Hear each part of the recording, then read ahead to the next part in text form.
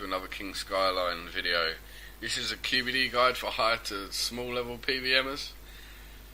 So for a start you're going to need overloads, if possible, grand potions, strength potions, some type of prayer renewal or prayer pots. I use adrenaline flasks.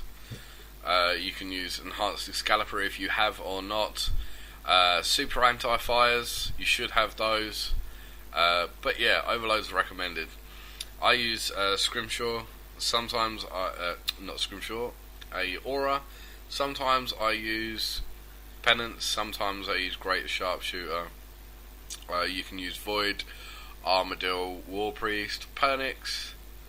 I'm sure there's probably another armour out there. You can use D-bane bolts, D-bane arrows. Any type of arrows or bolts is good, but D-banes are better because they have a higher accuracy boost, unless you are on a slayer task. You can use a sign of life or a portent of life. The best cape you can use for the DPS style that you're using. The best weapons that you can use for the DPS style that you want to use. I'm using ascensions and pernix. I'm using Silverhawk boots, but you can use power boots or tank boots, and the same with the gloves, but I'm using Monster 10 gloves. The ring doesn't really matter. The ring of wealth doesn't affect any drops here, so I use an Asylum Surgeon's ring to save myself adrenaline every now and then. Yeah, that's pretty much it. You're just going to want to use some food, some brews. If you want a long trip, you can use void. If you want a short trip but you want time trips, but yeah, make sure you got those overloads and antifires. And welcome to the second half. So we're just about to go into QBD here. QBD's in Port Sarim. I didn't explain that you might want to use a BOB. You can use a Titan or a Nihil, but I like to use a BOB that I can store food in, so I have longer trips. In the bottom of my inventory I have a portent of item protection. But yeah, I tend to fill my BOB up with food and not brews, just in case. So as you're going to want to go in, you're going to want to overload antifire and prayer renewal up, pray range, and use like an anguish spell or something. But yeah, the first phase is pretty much just DPS it down. When you can activate the middle artifact, just go on ahead and activate it, and then just carry on DPSing down, watching out for souls. When the purple chat comes up, when they start talking, you're going to want to move behind them. I didn't do it right here, but later on in the video I will show you how to do it effectively. So kill it and carry on DPSing, and then hit the next artifact, which is on the southwestern side. I normally escape out of this so I don't get the underlying damage from standing on the platform. And now it's just DPS again. When you get the chat box up, just click away. When they start talking above their heads, that's the best time to click away. You can use their portals on themselves to kill them. So for the shadow of the firewalls, you just wait until it's like one step in front of you and you can walk through it just like that. If you do it incorrectly, you'll take 1 750 instead of the normal 2 that if you just stood there and tanked it. But when you get a little bit more practiced on it, you can just walk through without being damaged at all. As you can see here, I wait until one starts talking and I run through, and it damages the first soul till it's nearly dead. So you then need to activate the artifact on the southeastern side, and I normally come out of this with an escape straight into Death Swiftness from a quest. It's a very good ability. And then I normally adrenaline pot up, build up to thresholds, and use snapshot and rapid fire. We did have a few issues this kill with the reflect, etc. So there, you're going to want to climb down the staircase after you've activated the middle artifact and killed QBD successfully. And don't worry about that nub on the left hand side of the screen. Sorry, Slayer. But yeah, you go in, check the coffer in the middle, and personally I like the bank. If there's some food, I like to heal myself fully and dig out some more food.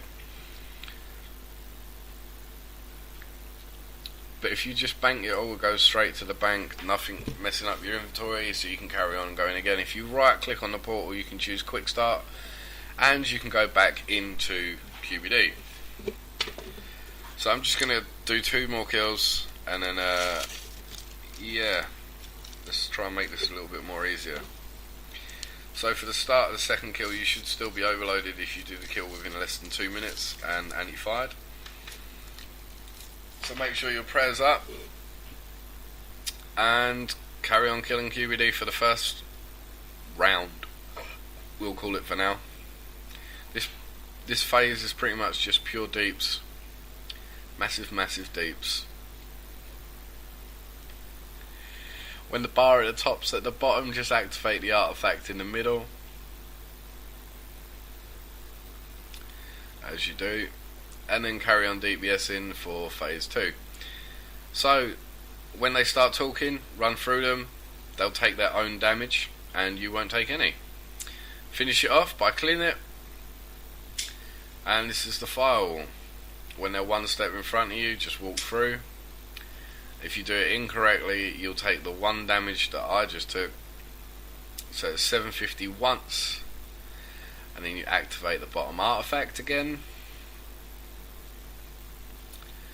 and then go back and escape out and DPS. When it's weaker to physical damage, it is weak to melee and range, which makes your kills a lot faster. But if you get weak to mage and you're meleeing or ranging, we may have some issues. If firewall's coming like this, I normally try and surge out of it, but not surge into another one. See, if you just stand there and tank the firewall, you take 2 750s.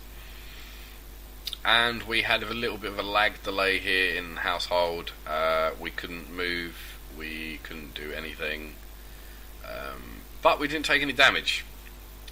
So when she does this hot, extremely hot fire breath that you would normally brandish your RCB on, I would recommend standing to the east or the west side to take less damage and not stand in the middle. So you activate the middle artifact again when you've done your kill, and at the moment I'm averaging around 2 minutes per kill, but I'm not going for speed. I didn't mention on amulets earlier, but I use a blood shard on a fury to create the blood fury necklace. It helps here with the little minions and such, but you can use amulet of souls if you're using soul split.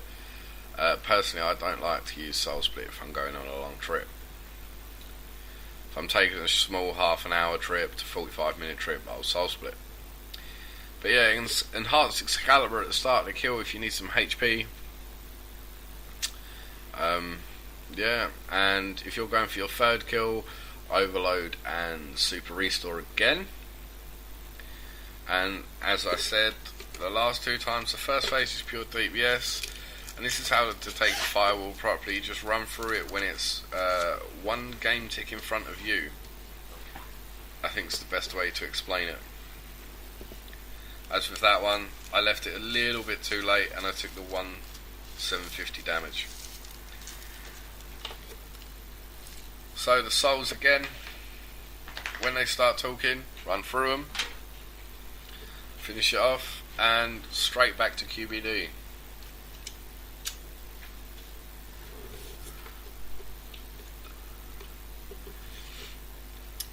And then hit the artifact number 2 and escape out of it.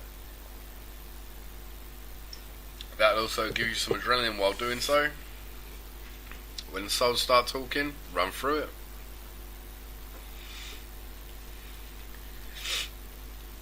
So when QBD turns blue, that's when she's weaker to physical damage. When she turns green, that's when she's weak to mage damage. But yeah, I see a lot of comments on my brandish video for low level PvM'rs about the firewalls and the souls. So I thought I'd just make an up-to-date guide where you can escape inside here. just to make it a little bit easier if people don't know how to do QBD effectively. So with the Death Swiftness right on the end of phase 4, you shouldn't have the 4 souls spawn, but if they do spawn, just run away and try and kill them and heal up to 6-7k plus. That's the best effective way to finish that, but you shouldn't get those if you do phase 4 quite quickly. So you just open your coffer, take your drops, and that's it. That's all QBD is. You can do black dragon tasks here, and yeah, there's obviously the pet that you can try and get. So have fun, guys, and have fun QBDing.